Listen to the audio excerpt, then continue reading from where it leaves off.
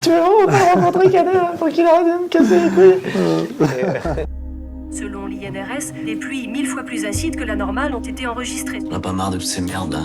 Je t'en fous la planète, c'est tout. La fin du monde tous les 2 jours. De toute manière, ça me concerne plus que toi. Guillaume, la première question c'est pour vous, qu'est-ce qui vous a attiré vers Acide? Parce que les films comme ça sont rares en France. D'abord travailler avec Juste parce que j'avais adoré son premier film, La Nuée.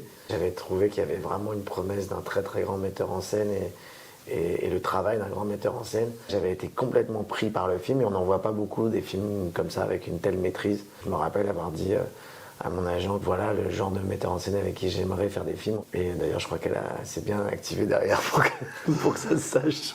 Il y a l'agent qui arrête pas d'appeler là. Tu veux vraiment pas rencontrer Canet pour qu'il arrête de me casser les couilles? Et donc voilà, donc c'était une grande envie pour moi de travailler avec lui.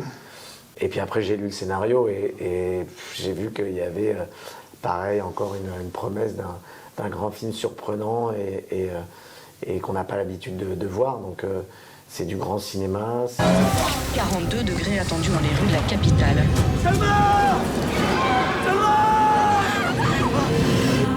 Moi, il y avait l'envie de proposer une expérience de cinéma, effectivement, qui prenne aux tripes et qui embrasse peut-être, et je pense que c'est peut-être ça aussi qui rend cette histoire délicate, c'est que pour moi, elle devait embrasser pas simplement une catastrophe, mais des catastrophes, parce qu'elle devait parler de nous, dans une société qui ne va pas bien, avec des personnages qui ne vont pas bien. Je voulais absolument proposer, entre guillemets, une promesse de film catastrophe, puisque c'était le désir, mais en même temps lui proposer une expérience de cinéma qui perturbe le spectateur, enfin qui lui nourrisse peut-être d'autres angoisses, qui parle avec lui. Pas simplement le plaisir de voir une catastrophe.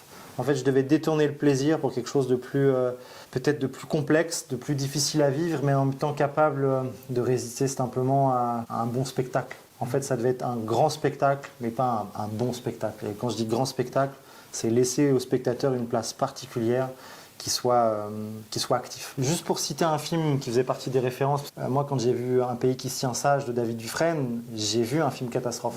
Mais c'est pas un film d'anticipation, c'est pas un film avec des aliens ou je ne sais quoi, c'est un film qui parle de nous et des violences policières et cette déflagration, elle est catastrophique. Voilà, donc je voulais juste citer un des films qui pour moi m'avait donné une sensation particulière en tant que spectateur devant et un propos et une impression que j'ai toujours pas oubliée. Et Guillaume, votre rôle est très physique et vous préparez beaucoup vos rôles en amont. Là, en l'occurrence, ce personnage-là, ce film-là, j'ai fait beaucoup de muscu avant et de sport parce que je voulais m'épaissir, j'ai pris du poids et parce que je voulais qu'il y ait ce côté un peu massif de ce personnage, mais qui soit totalement impuissant par rapport à cette force parce qu'il a le dos brisé par ce combat avec ses CRS. C'est un animal blessé qui a la rage d'un animal blessé. Donc voilà, j'ai fait une préparation physique par rapport à ça. Ce qui était marrant, c'est que moi j'ai beaucoup de mal à prendre de la masse parce que je suis assez fin. Donc dès que j'avais l'impression d'avoir pris un peu, je l'appelais tout ça. Je dis ouais là j'ai pris. Puis quand je suis arrivé sur le plateau, je me suis mis torse nu, je me suis dit ouais ok. J'étais un peu déçu, mais quand je revois les images maintenant et que je me vois dans mon poids normal, je me rends compte que j'ai pris quand même beaucoup de masse. Mais sur le coup. Vous n'étiez pas prêt pour Marvel, pas encore. Non, je sais pas comment. Il faudrait que je prenne il faudrait vraiment que je prenne de la merde pour gonfler quoi. J'ai une question pour vous, Guillaume. Ouais. Qu'est-ce qu'on vous dit dans la rue? Est-ce qu'on vous a déjà confondu avec quelqu'un d'autre, avec un autre acteur? Parce que je sais que ça arrive souvent aux acteurs à un moment de leur vie. Ouais, ça m'est arrivé au tout début beaucoup.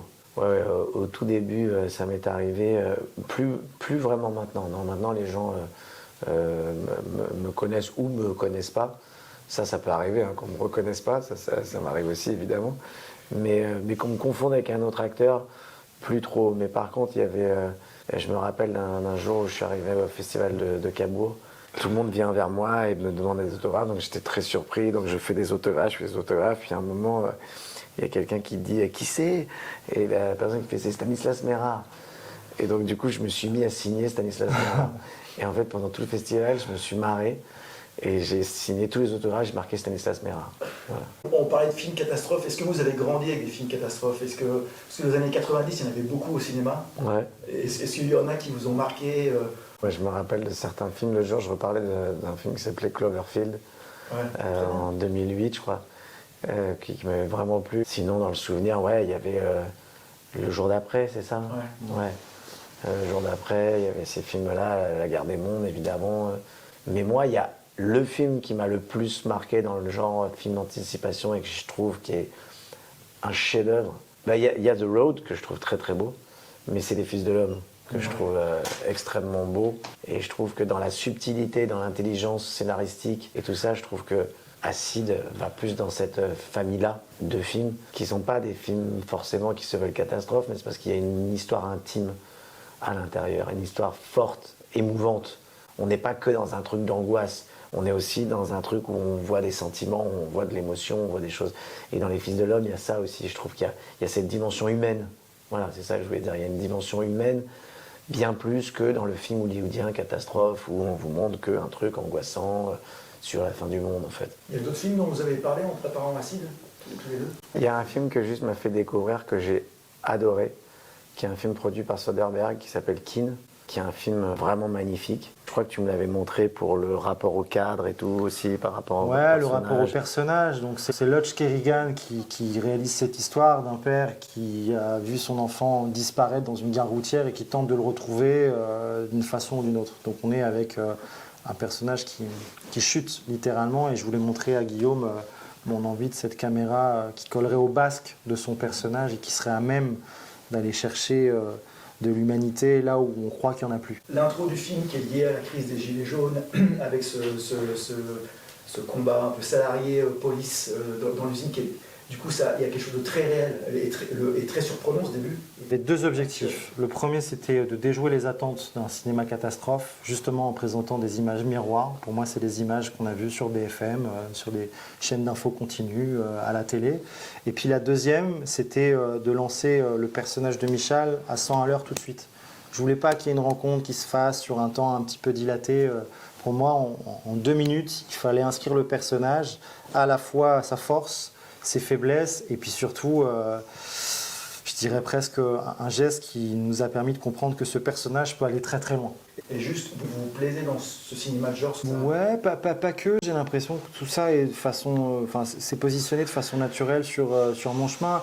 Moi, j'ai réalisé un documentaire sur mon frère polyhandicapé. J'ai réalisé un drame social d'une mère qui vit dans sa voiture avec sa petite fille. Enfin, j'avais plein de velléités, entre guillemets, de cinéma différents. Donc aujourd'hui, j'ai eu la chance de pouvoir peut-être greffer à certains outils de cinéma de genre des angoisses sincères et des questions sur aujourd'hui et sur demain. Donc je dirais pas que je suis arrivé là-dessus, je dirais que de façon accidentelle, j'ai eu la chance de rencontrer des producteurs qui avaient envie d'essayer des choses différentes et qui m'offraient cette possibilité. Faut que tu me fasses confiance maintenant. On est ensemble.